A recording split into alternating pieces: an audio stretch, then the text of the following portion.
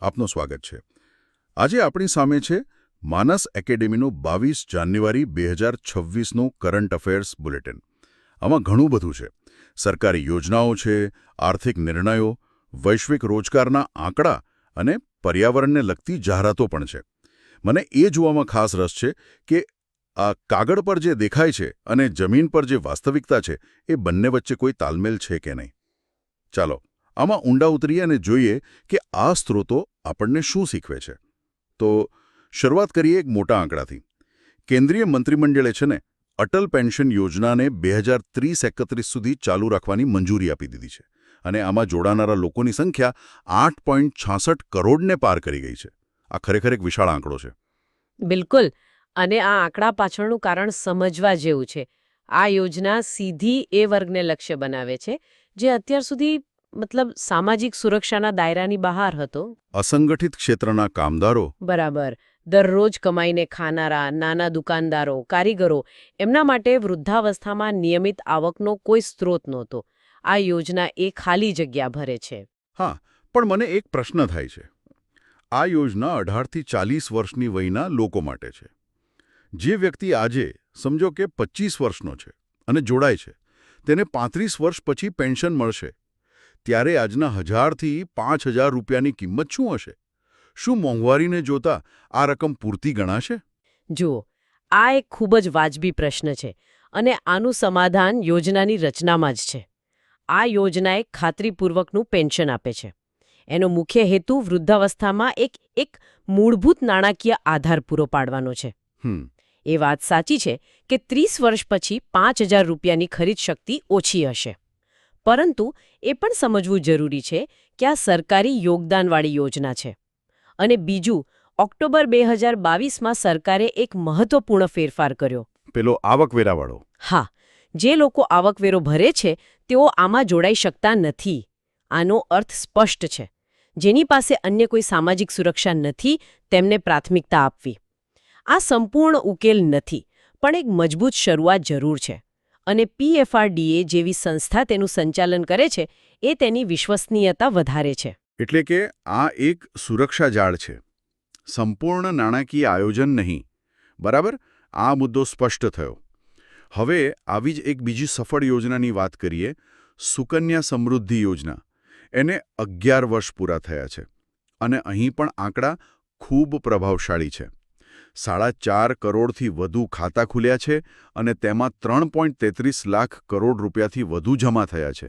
સુકન્યા સમૃદ્ધિ યોજનાની સફળતાનું રહસ્ય તેના ભાવનાત્મક અને નાણાકીય જોડાણમાં છે. દરેક માતા પિતાને પોતાની દીકરીના ભવિષ્યની ચિંતા હોય જ છે. આ યોજના એ ચિંતાને એક સકારાત્મક માર્ગ આપે છે. અને વ્યાજદર પણ ઘણો સારો છે, 8.2%. હા, વાર્ષિક 8.2%નો વ્યાજદર, જે ટેક્સ ફ્રી છે, તે બચત યોજનાઓમાં લગભગ અજોડ છે. પણ મારા મતે તેનાથી પણ વધુ મહત્વની વાત એ છે કે તેણે દેશમાં દીકરીના નામે બચત કરવાની એક સંસ્કૃતિ ઊભી કરી છે. હા, સાચી વાત છે. લઘુત્તમ 250 રૂપિયાની થાપણ સાથે ખાતું ખોલાવી શકાય છે, જેનો અર્થ એ છે કે ગરીબમાં ગરીબ પરિવાર પણ આમાં જોડાઈ શકે છે. તો અટલ પેન્શન યોજના વૃદ્ધાવસ્થાને સુરક્ષિત કરે છે અને સુકન્યા સમૃદ્ધિ યોજના દીકરીઓના ભવિષ્યને. આ બંને યોજનાઓ નાગરિકોને લાંબા ગાળાની નાણાકીય સુરક્ષા આપે છે. પણ આ સુરક્ષા ત્યારે જ ટકી શકે જ્યારે દેશનું અર્થતંત્ર મજબૂત હોય અને લોકોને રોજગારી મળતી હોય. અને અહીંયા જ SIDB જેવી સંસ્થાઓની ભૂમિકા આવે છે, ખરું ને? બરાબર મુદ્દા પર આવ્યા. તમે જે જોડાણ બનાવ્યું તે એકદમ સચોટ છે. જો લોકો પાસે કમાણી જ નહીં હોય તો તેઓ બચત ક્યાંથી કરશે? આથી જ સરકારે SIDB એટલે કે small industries development bank of ઇન્ડિયાને 5000 કરોડ રૂપિયાની ઇક્વિટી સહાય આપી છે. આ નિર્ણયને ફક્ત એક આંકડા તરીકે ન જોવો જોઈએ. તો આને કઈ રીતે જોવું જોઈએ? આ 5000 કરોડ રૂપિયા જમીન પર શું ફરક પાડશે?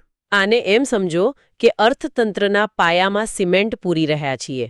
SIDB MSMEs એટલે કે સૂક્ષ્મ, લઘુ અને મધ્યમ ઉદ્યોગોને લોન આપે છે. અને આ MSMEs તો આપણા અર્થતંત્રની કરોડરજ્જુ છે. બિલકુલ. હવે વિચારો, જ્યારે એક નાનો ઓટો પાર્ટ્સ બનાવનાર મજબૂત બને છે ત્યારે તે મોટી ઓટોમોબાઈલ કંપનીને પણ સ્થિરતા આપે છે. જ્યારે એક નાની ટેક્સટાઇલ યુનિટને ભંડોળ મળે છે ત્યારે તે કપાસ ઉગાડતા ખેડૂતથી લઈને મોટા ગાર્મેન્ટ એક્સપોર્ટર સુધીની આખી સપ્લાય ચેનને મજબૂત કરે છે. આ 5,000 કરોડનું રોકાણ સીધું લાખો લોકોને રોજગારી આપશે.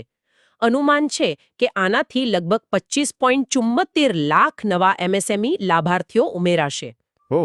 આ આત્મનિર્ભર ભારત તરફનું એક નક્કર પગલું છે. આ વાત રસપ્રદ છે. એટલે કે આ માત્ર પૈસાની લેવડ-દેવડ નથી, પણ એક આખી ઇકોસિસ્ટમને મજબૂત કરવાનો પ્રયાસ છે. ઉદ્યોગોની વાત ચાલી રહી છે ત્યારે EDO ICO N 2026 કોન્ફરન્સનો પણ ઉલ્લેખ છે. આ વીજ વિતરણ કંપનીઓ પરની કોન્ફરન્સ છે. સામાન્ય રીતે આપણે વીજળીના ઉત્પાદન વિશે સાંભળીએ છીએ. વિતરણ પર આટલું બધું ધ્યાન કેમ? કારણ કે ઉત્પાદન એ વાર્તાનો માત્ર અડધો ભાગ છે. કલ્પના કરો કે તમારી પાસે પાણીનો એક વિશાળ ડેમ છે, પણ તમારા ઘર સુધી આવતી પાઇપલાઇનમાં હજારો કાણા છે. તો ડેમ ભરેલો હોવાનો કોઈ ફાયદો નહીં. બસ આપણા દેશમાં વીજળીની સ્થિતિ કંઈક આવી જ છે. આપણે ઉત્પાદન તો વધારી રહ્યા છીએ, પણ વિતરણ દરમિયાન થતું નુકસાન, જેને ટ્રાન્સમિશન અને ડિસ્ટ્રીબ્યુશન લોસ કહેવાય છે, તે ખૂબ વધારે છે. ઇડીકોન જેવી કોન્ફરન્સ અને તેની થીમ વાયેબલ ફ્યુચર રેડી ડિસ્કોમ્સ. સદ્ધર અને ભવિષ્ય માટે તૈયાર વીજ વિતરણ કંપનીઓ. હા, એ દર્શાવે છે કે સરકાર હવે આ લીકેજને બંધ કરવા પર ધ્યાન કેન્દ્રિત કરી રહી છે. આનાથી ઉદ્યોગોને 24/7 વીજળી મળશે અને સામાન્ય ગ્રાહકોનું બિલ પણ ઘટશે. એક તરફ સરકાર પેન્શન અને બચત યોજનાઓ દ્વારા લોકોને સુરક્ષા આપી રહી છે અને બીજી તરફ ઉદ્યોગોને પણ પૈસા આપી રહી છે. આ બધું ખૂબ સારું લાગે છે, પણ મને એક પ્રશ્ન થાય છે. શું આ બધી યોજનાઓ જમીન પર ખરેખર સારી ગુણવત્તાવાળી નોકરીઓ પેદા કરી રહી છે?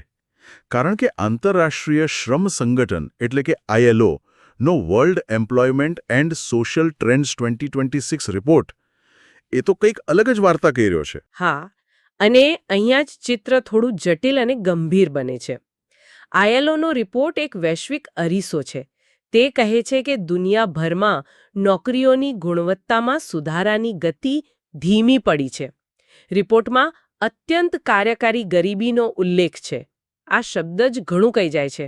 અત્યંત કાર્યકારી ગરીબી. આનો ચોક્કસ અર્થ શું થાય? આનો અર્થ એ છે કે વ્યક્તિ રોજ કામ પર જાય છે, મહેનત કરે છે, પણ દિવસના અંતે એટલું પણ નથી કમાઈ શકતી કે તેના પરિવારની વ્યક્તિ દીઠ દૈનિક આવક $3 એટલે કે લગભગ 250 રૂપિયાથી વધુ હોય. મતલબ તે કામ કરતો ગરીબ છે. બરાબર. અને ચિંતાની વાત એ છે કે 2015-2025ના દાયકામાં આ ગરીબી ઘટાડવાનો દર માત્ર 3.1% રહ્યો, જ્યારે તેની અગાઉના દાયકામાં તે 15% હતો.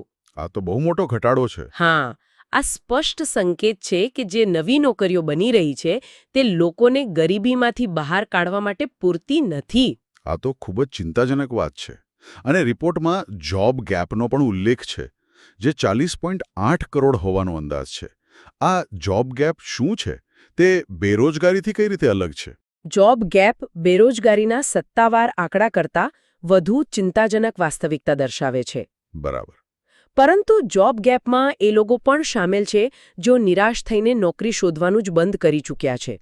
દાખલા તરીકે, એક ગૃહિણી જે કામ કરવા માંગે છે પણ યોગ્ય તકોના અભાવે પ્રયત્ન નથી કરતી. અથવા એક યુવાન જે ડિગ્રી મેળવ્યા પછી પણ નોકરી ન મળવાથી હતાશ થઈને ઘરે બેસી ગયો છે. આ બધા જોબ ગેપનો ભાગ છે. આ છુપાયેલી બેરોજગારી છે જે આંકડામાં દેખાતી નથી. આ વૈશ્વિક ચિત્રની વચ્ચે ભારત માટે આ રિપોર્ટમાં શું ખાસ તારણો છે? ભારત માટે મિશ્ર સંકેતો છે. સારી વાત એ છે કે ભારત એશિયા પેસિફિકમાં સૌથી ઝડપથી વિકસતું અર્થતંત્ર બની રહેશે. પણ પડકાર એ છે કે વૈશ્વિક ઉત્પાદનમાં આપણો હિસ્સો હજુ પણ માત્ર 3% છે. માત્ર 3%? હા, જ્યારે ચીન 27% અને અમેરિકા 17% પર છે. આ દર્શાવે છે કે મેક ઇન ઇન્ડિયાને હજુ લાંબી મજલ કાપવાની છે. જો કે રિપોર્ટમાં પુનઃપ્રાપ્ય ઉર્જા ક્ષેત્રે ભારતની પ્રગતિની ખૂબ પ્રશંસા કરવામાં આવી છે. તો પુનઃપ્રાપ્ય ઉર્જા એક આશાનું કિરણ છે. ચોક્કસપણે. પરંતુ તેની સાથે એક નવો પડકાર પણ ઊભો થયો છે, જેને રિપોર્ટ ગ્રીન ટેલેન્ટ ગેપ કહે છે. આ ખૂબ જ રસપ્રદ છે. Green talent gap? હા, આનો અર્થ એ છે કે આપણે ઇલેક્ટ્રિક કાર ચલાવવા માંગીએ છીએ, પણ આપણી પાસે એવા મિકેનિક જ નથી જે તેનું એન્જિન સમજી શકે. અચ્છા. સોલાર પેનલ લગાવવી છે, પણ તેને ઇન્સ્ટોલ અને મેન્ટેન કરનારા કુશળ ટેકનિશિયનની કમી છે. ટેકનોલોજી છે, પણ તેને ચલાવવા અને સંભાળવાવાળા લોકોની તાતી જરૂર છે. આ ગેપને ભરવા માટે કૌશલ્ય વિકાસ પર મોટા પાયે કામ કરવું પડશે. એટલે કે આર્થિક વિકાસ, રોજગાર અને કૌશલ્ય વિકાસ આ બધું એકબીજા સાથે જોડાયેલું છે.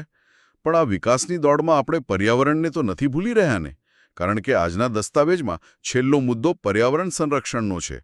રાજસ્થાનના કુંભલગઢ વન્યજીવ અભયારણ્યની આસપાસના વિસ્તારને ઇકો સેન્સિટિવ ઝોન એટલે કે ESZ જાહેર કરાયો છે. હા, અને આ ખૂબ જ સકારાત્મક અને જરૂરી પગલું છે. વિકાસ અને પર્યાવરણ વચ્ચે સંતુલન સાધવું એ સૌથી મોટો પડકાર છે. ESZ એ આ સંતુલન સાધવાનો એક પ્રયાસ છે.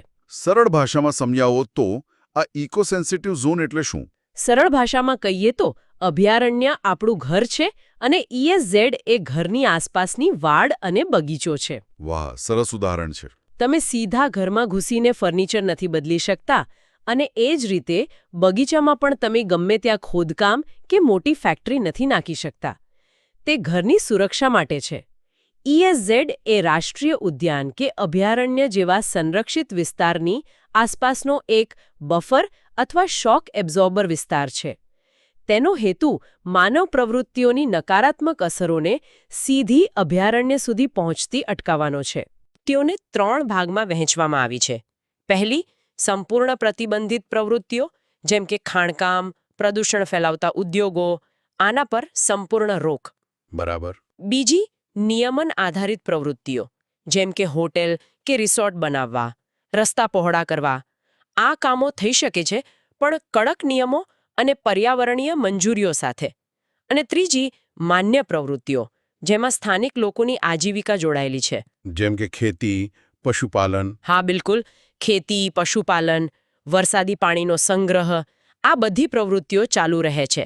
એટલે આ નિર્ણય વિકાસને રોકતો નથી, પણ તેને એક દિશા આપે છે.